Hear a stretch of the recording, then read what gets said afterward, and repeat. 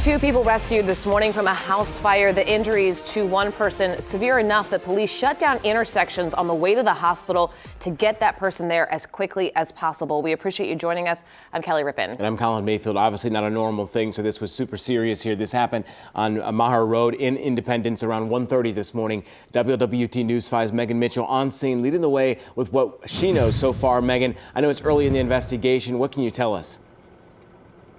Yeah, good morning to you, Kelly and Colin. And let me tell you guys, we just talked to the folks here on scene, the battalion chief and the fire chief here. They were telling us that it's a serious situation. They arrived here just an hour and a half ago, and let me tell you, they didn't expect to find two people in the basement that were trapped there. They said that there were other people in the home that did get out, but when they arrived on scene, it wasn't necessarily the flames or the fire that caught their eye. It was the smoke. That was really the main issue in this fire situation here. Now, there was some discrepancy as to exactly where we are. We're actually in Walton, but this is a fire response by Florence. So there's a few addresses in this area that get that Florence response, that Florence Fire Department response, even though it is Walton addresses.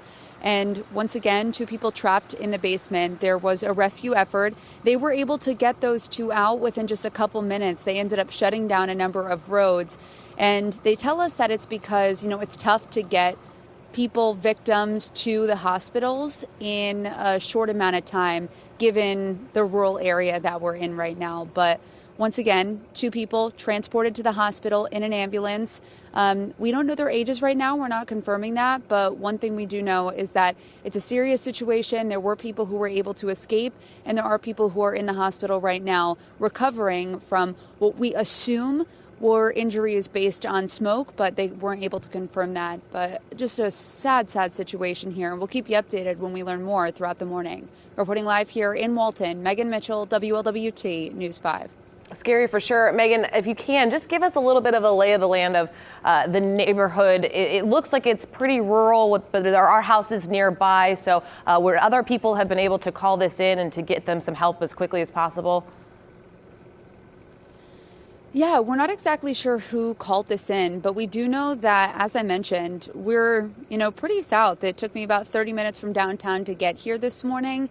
And as you could see, these are houses that are up on a hill, a quiet neighborhood. We are in a more rural area of northern Kentucky. So as I mentioned, Independence is a few streets away, but we are still in Boone County.